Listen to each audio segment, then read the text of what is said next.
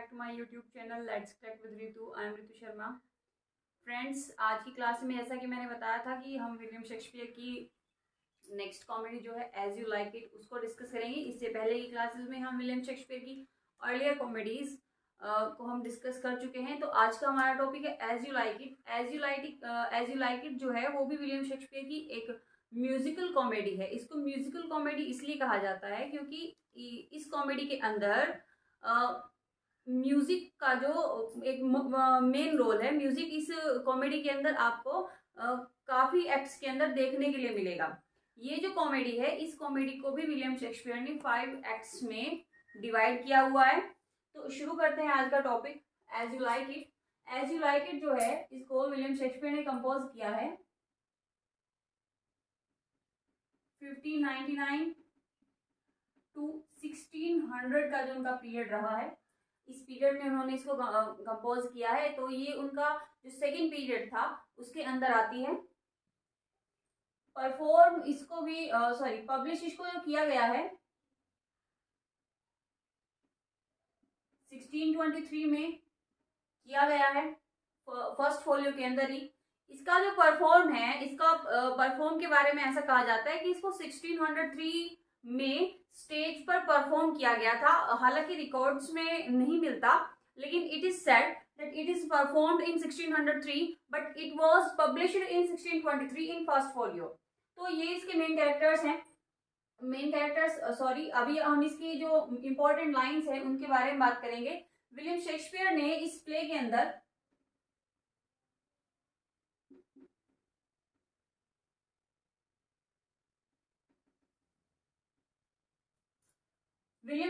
इस प्ले का जो सोर्स लिया है वो लिया है Thomas Lodge.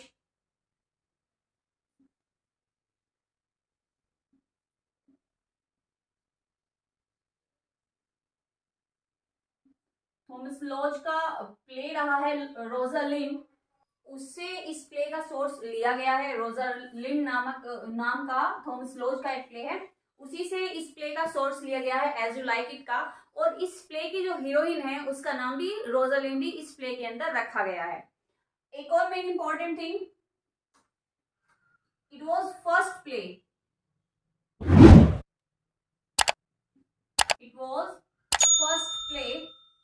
To publish in first folio.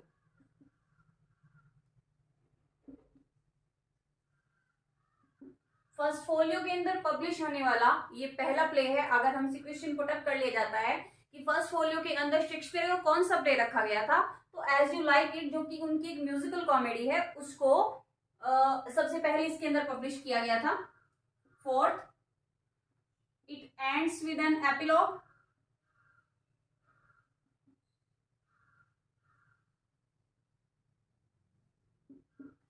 ये एक एपिलॉग के साथ खत्म होता है और एपिलॉग की जो लाइंस है वो रोजालिंड जो कि प्ले की मेन हीरोइन है उसके द्वारा बोली गई है। यानी एपिलॉग की जो लाइंस है वो रोजालिंड बोलती है। और आपको याद रखना है कि एज यू लाइक इट जो है वो एपिलॉग के साथ खत्म होता है। इसमें एक कैरेक्टर है एडम नाम का एक कैरेक्टर है। तो एडम का जो कैरेक्टर है वो शेक्सपियर ने प्ले किया है।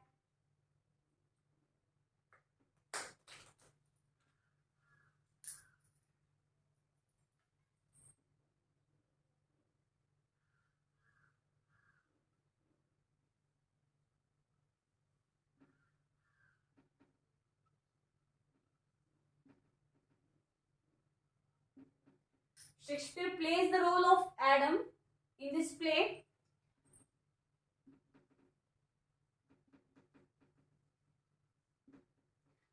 शेक्सपियर ने अपने कई प्लेस के अंदर जो है वो अपने आप ही रोल प्लेस किया है। जैसे मैंने आपको बताया कि एडम का जो रोल है, एडम का जो कैरेक्टर है वो शेक्सपियर ने प्ले किया है। ऐसे ही हेमलेट के अंदर किंग हेमलेट का जो रोल है वो भी शेक्सपियर ने प्ले किया है। घोस्ट हेमलेट के रूप में जो दिखाई देंगे वो उनकी मेन ट्रेजेडी है। अभी हम जब ट्रेजेडी पढ़ेंगे तब हम उसके बारे में डिस्कस करेंगे।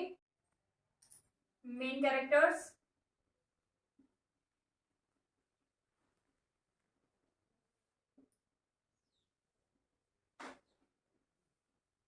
Orlando, hero of the play, younger son of Roland de Bois.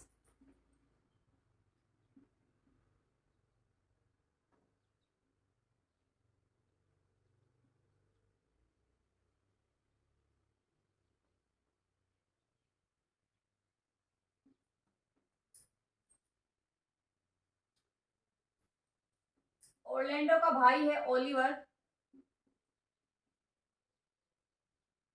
Elder son. Oliver के साथ साथ एक और लड़का है उनका, Oliver and Jacques.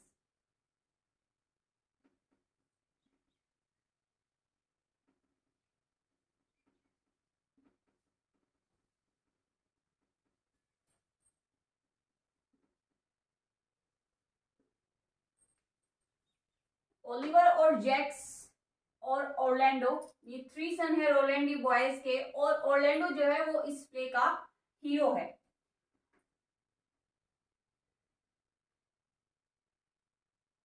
Rosalind,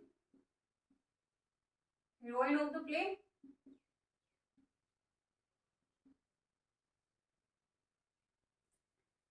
and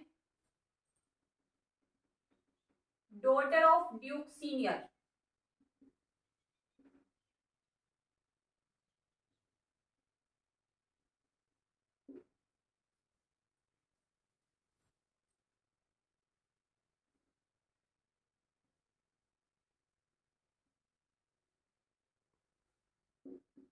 Duke Senior,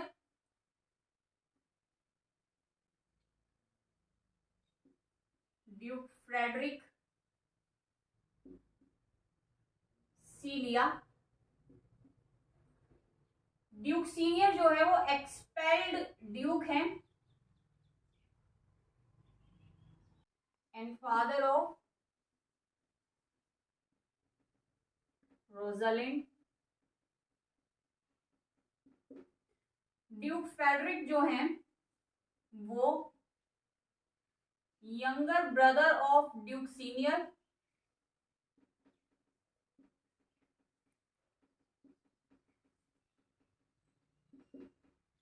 Celia, daughter of Frederick and cousin of Rosalind हो गई।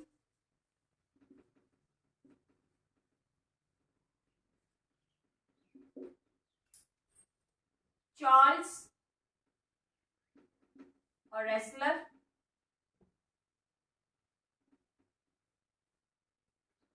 टचस्टोन, क्लाउन, जेस्लर आप कह सकते हैं। तो यहाँ तक के जो हमारे कैरेक्टर्स हैं, हम उनकी कहानी सबसे पहले जान लेते हैं। प्ले की जो शुरुआत होती है वो होती है ओरलैंडो, और ओरलैंडो का एक सर्वेंट है एडम।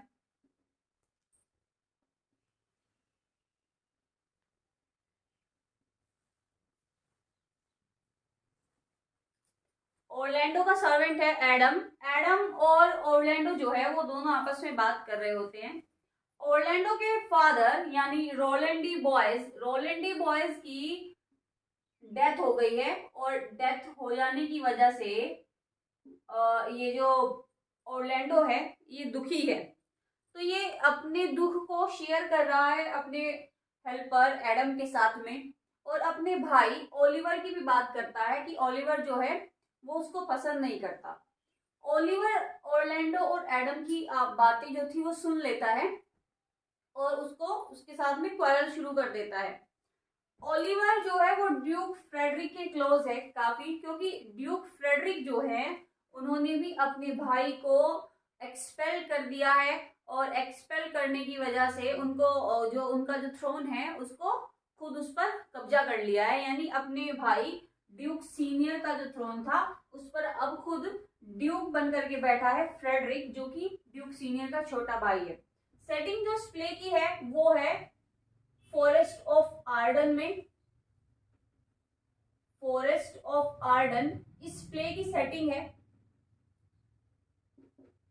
ड्यूक फ्रेडरिक ने अपने भाई ड्यूक सीनियर को एक्सपेल करके, बैनिश करके फॉरेस्ट ऑफ आर्डर में भेज दिया है कि तुम अब वहां रहो। यानी ड्यूक सीनियर जो है उस प्लेस में पहुंच गए जिसका नाम है फॉरेस्ट ऑफ आर्डन, और यही इस प्ले की मेन प्लेस है। यहीं पर सारी जितने भी इंसिडेंट्स है, जितनी भी इवेंट्स है, वो सारे इसी सेटिंग पर होंगे। तो हम बात कर रहे थे ऑरलैंडो की और एडम की कि ये दोनों आपस में बात करते हैं। इनकी बात को ओलिवर सुन लेता है और ओलिवर जो है वो ऑरलैंडो को उसके साथ झगड़ा करता है, और झगड़ा करने के बाद वो उसको कहता है कि तुम ड्यूक फ्रेडरिक की कोर्ट में पहुंचो और वहां जो है तुम्हारा मैं एक ड्यूल कराऊंगा चार्ल्स के साथ में। चार्ल्स जो कि ड्यूक फ्रेडरिक की कोर्ट का एक मेन रेसलर है। इस रेसलर से आज तक कभी कोई जीत नहीं पाया। तो ड्यूक फ्रेडरिक का ये जो रेसलर है जिसका नाम चार्ल्स है, इसके साथ वो ड्यूल कराने के लिए कहता है ऑरलैंडो का, क्योंकि उन दोनों के बीच जो झगड़ा था वो काफी हद तक बढ़ गया था। तो इसलिए ओलिवर गुस्से में उसको ये चैलेंज कर जाता है कि तुम आकर के चार्ल्स के साथ में अब तुम्हारा जो है ड्यूल होगा। अब यहाँ पर ड्यूक फ्रेडरिक के को जाकर के ओलिवर जो है बोलता है कि आपको चार्ल्स को ये बोलना है कि तुमको ऑरलैंडो को किसी भी हाल में जीतने नहीं देना, यानी अगर हो सके तो तुमको ऑरलैंडो को वहीं पर उस खेल में ही मार देना है। अब उन दोनों के बीच, चार्ल्स और ऑरलैंडो के बीच जो है जो रेसलिंग होती है, और रेसलिंग में ऑरलैंडो जीत जाता है। जब रेसलिंग हो रही होती है चार्ल्स और ऑरलैंडो की, तो वहीं पर सीलिया और रोजलिंड ये दोनों ऑडियंस के तौर पर, ऑडियंस में और भी लोग होते हैं लेकिन रोजलिंड और सीलिया जो है वो भी एज ऑडियंस वहां होती हैं। तो जब वहां ये देखते हैं कि ऑरलैंडो ने चार्ल्स को हरा दिया है जो कि उस कोर्ट का मेन रेसलर है, तो रोजलिंड ऑरलैंडो से काफी इम्प्रेस होती है और इम्प्रेस होकर के उसको अपना नेकलेस गिफ्ट में दे देती है। जैसे ही वो देखती है कि रोजालिंड जब ये देखती है कि ऑरलैंडो ने चार्ल्स को हरा दिया जो कि उसका मेन रेसलर रहा है कोर्ट का, तो वो खुश होती है और अपना जो नेकलेस है वो ऑरलैंडो को दे देती है। रोजालिंड जो है वो मेन हीरोइन है इस प्ले की और ड्यूक सीनियर की बेटी है। वो इस कोर्ट में, ड्यूक फ्रेडरिक की कोर्ट में इसलिए है क्योंकि ड्यूक फ्रेडरिक की भी एक बेटी है जिसका नाम सीलिया है।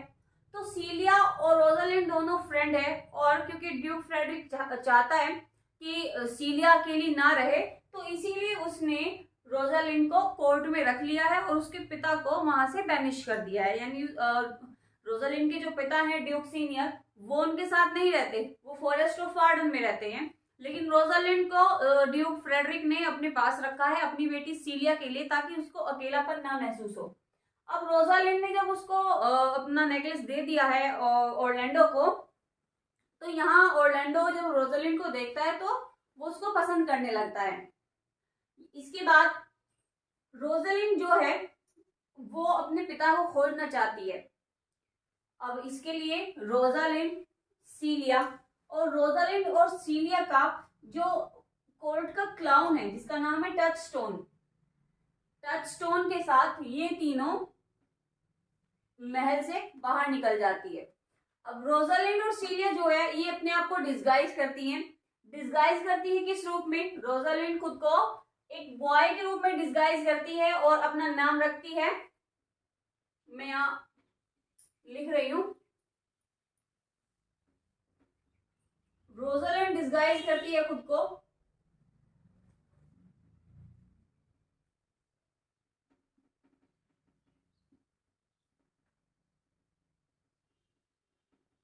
As a boy,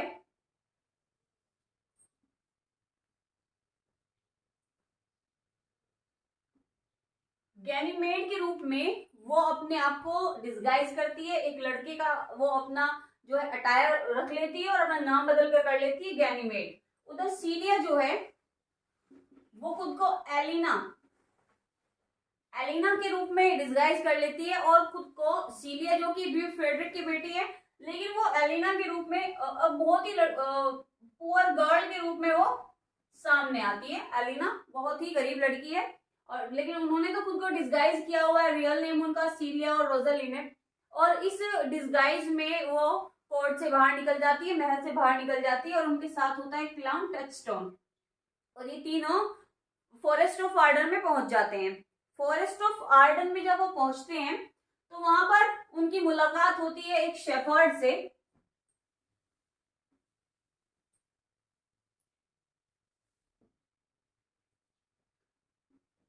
Colin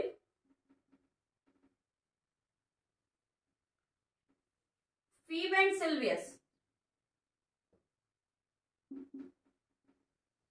Phebe and Silvius नाम के दो शेफर्ड से उनकी मुलाकात होती है।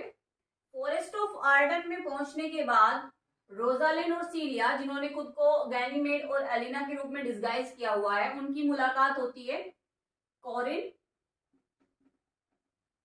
Silvius and फीब। कॉरिन, सिल्वियस एंड फीब, ये जो है ये शेफर्ड हैं। इन शेफर्ड से उनकी मुलाकात होती है। अब ये तो रोजालिन और सीलिया है जो वहां से निकल चुके हैं। अब ऑरलैंडो जो है, ऑरलैंडो जिसने कि रेसलर को हरा दिया है, लेकिन उसको फिर भी अपनी जान का खतरा है, तो वो भी वहां से निकल करके भाग आता है। और जब ड्यूक फ्रेडरिक को ये पता चलता है कि ऑरलैंडो भी नहीं है, रोजालिन और सीलिया भी नहीं है, तो वो ओलिवर को ये बोलता है कि तुमको अपने भाई को ढूंढ करके लाना है, क्योंकि मुझे डाउट है कि रोजालिन और सीलिया जो है वो ऑरलैंडो के साथ ही यहाँ से गायब हुई है। और उसको कहता है कि अगर तुम अपने भाई ऑरलैंडो को ढूंढ करके नहीं लाए तो तुम्हारी जितनी भी जमीन है उस पर भी मैं अपना कब्जा कर लूंगा, जैसे कि मैंने अपने भाई के थ्रोन पर कर लिया है। तो यहाँ अब ये जितने भी कैरेक्टर्स हैं प्ले के, रोजालिन, सीलिया, ऑरलैंडो, और इससे अलग जो रोजालिन के फादर हैं ड्यूक सीनियर, जो कि ऑलरेडी बैनिश्ड हैं और ऑलरेडी फॉरेस्ट ऑफ आर्डन में ही रहते हैं। अभी सारे कैरेक्टर्स जो है फॉरेस्ट ऑफ आर्डन के अंदर ही है, लेकिन एक दूसरे से मिले नहीं है। ऑरलैंडो जो है, जो निकल चुका है फॉरेस्ट ऑफ आर्डन की ओर, वो सबसे पहले मिलता है रोजालिन के फादर से यानी ड्यूक सीनियर से, लेकिन वो उनको जानता नहीं है ड्यूक सीनियर को। लेकिन जब वहां वो उनके कोर्टियर्स को देखता है, कोर्टियर्स में सबसे पहला नाम आता है लॉर्ड एमीन्स। लॉर्ड एमीन्स जो कि कोर्टियर है ड्यूक सीनियर का। ड्यूक सीनियर का एक कोर्टियर है लॉर्ड एमीन्स। इसके थ्रू उनकी मुलाकात यानी ऑरलैंडो की मुलाकात होती है ड्यूक सीनियर से। ड्यूक सीनियर का ये कोर्टियर लॉर्ड एमीन्स, इसके थ्रू मुलाकात होती है ऑरलैंडो की ड्यूक सीनियर से। ऑरलैंडो के साथ है उनका जो servant Adam.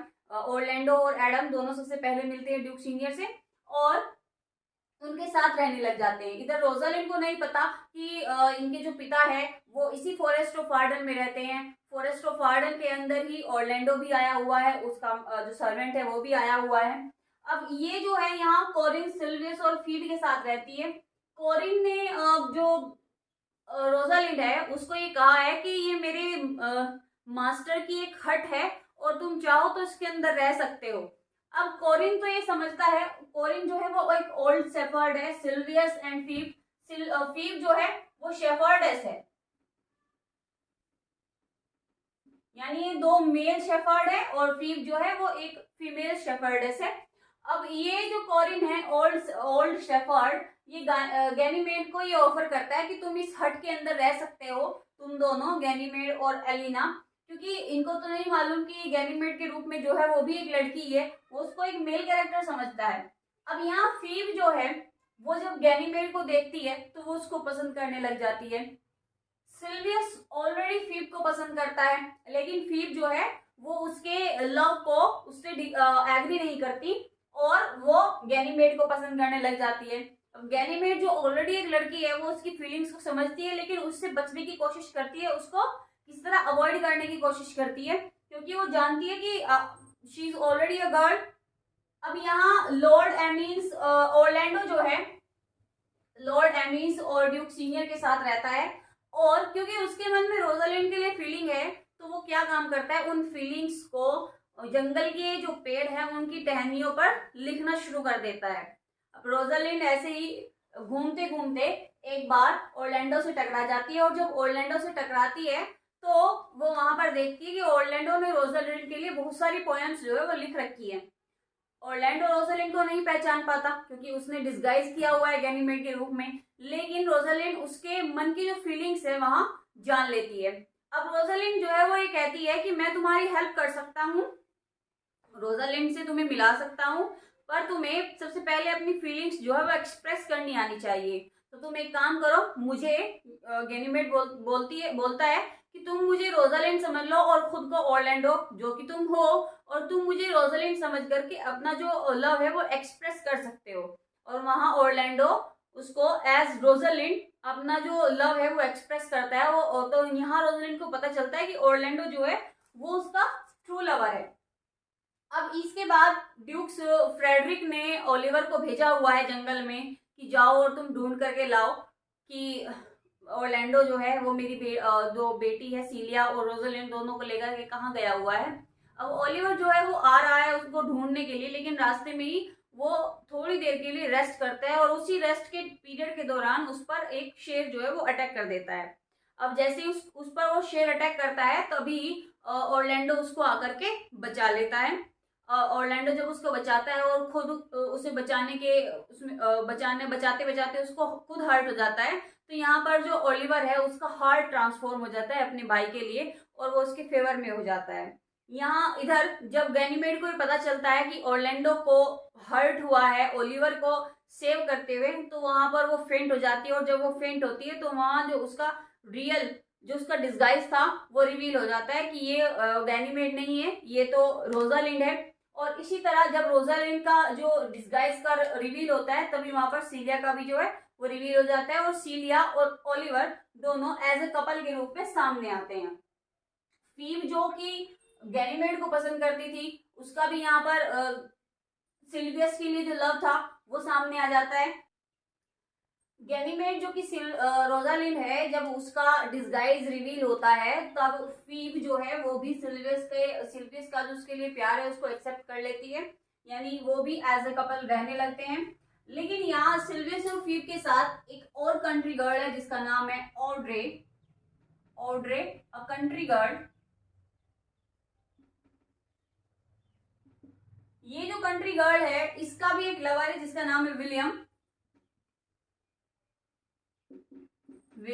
Lover of Audrey. अब ये जो ऑड्रे है ये रोजालिंड और सीलिया के साथ जो क्लाउन आया हुआ था टचस्टोन जो कि बहुत ज्यादा हाजिर जवाब था, उसके लिए ऑड्रे उससे इंप्रेस होती है और विलियम को लेफ्ट कर देती है, डिच कर देती है फॉर टचस्टोन। तो ऑड्रे जो है वो टचस्टोन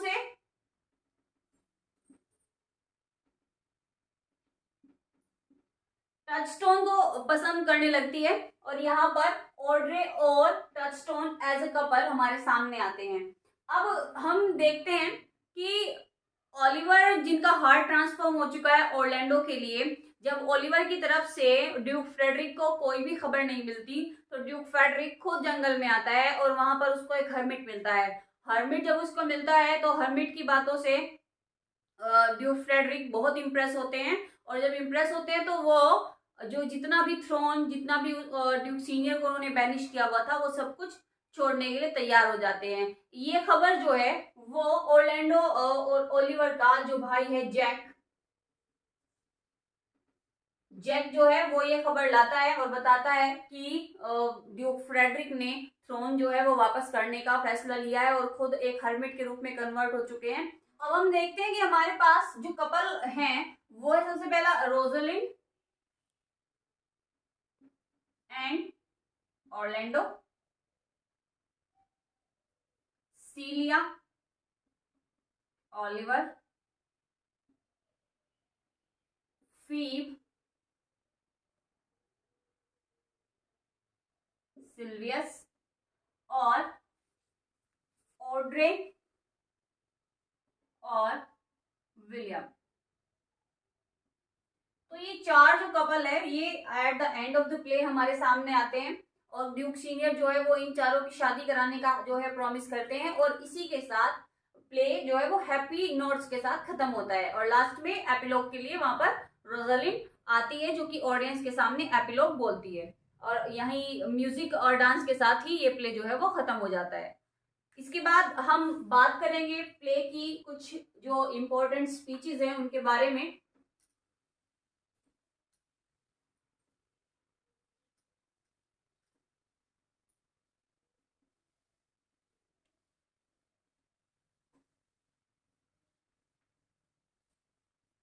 इस प्ले की जो सबसे इम्पोर्टेंट लाइन है वो है all the world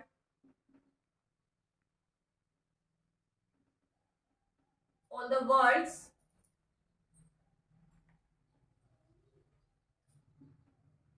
a stage and all the men and women are merely players। ये लाइन है जेट की, एक्ट टू से लाइन ली गई है।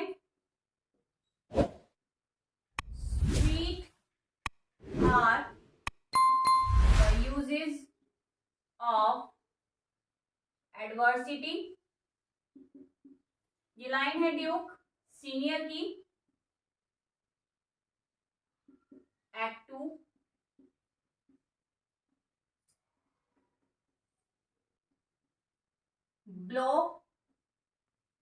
blow thou winter wind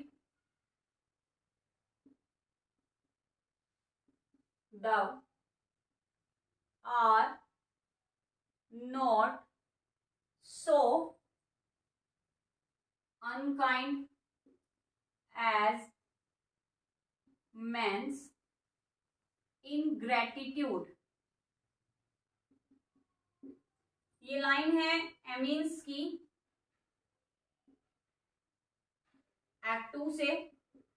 amines जो कि ड्यूक सीनियर के साथ रह रहे थे फॉरेस्ट ऑफ आर्डन में। ये लाइन है ड्यूक सीनियर की, sweet are the uses of adversity, और जैक की जो है वो हमने पढ़ चुके हैं। इसके बाद एक लाइन आती है रोजलिन की, time travels in diverse places with diverse person। ये लाइन है रोजलिन की,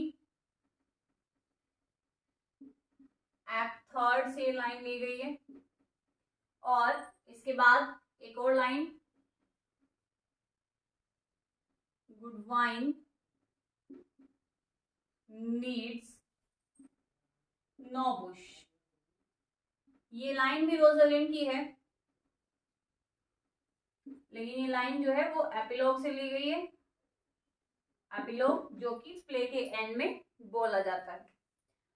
तो ये कुछ इंपॉर्टेंट लाइंस जो मैंने आपके साथ डिस्कस की है। आज का जो हमने प्ले डिस्कस किया है वो है एज यू लाइक इट। तो आज की जो वीडियो है आप उसको अच्छे से देखिए, समझिए। विलियम शेक्सपियर की आने वाली क्लासेस भी अभी कॉमेडीज पर ही होंगी। ये इस वीडियो का जो लिंक है उसको शेयर कीजिए ताकि और जो स्टूडेंट्स हैं उनको भी ये काम आए। और वीडियो को लाइक कीजिए, शेयर कीजिए, कमेंट कीजिए ताकि आपकी जो क्वेरीज हो उनको मैं लेक्चर के अंदर ले सकूं, डिस्कस कर सकूं। और चैनल को सब्सक्राइब कीजिए और बेल आइकन को प्रेस कीजिए ताकि आने वाली वीडियोस की जो आपको जानकारी है वो टाइम पर मिल सके। Thank you.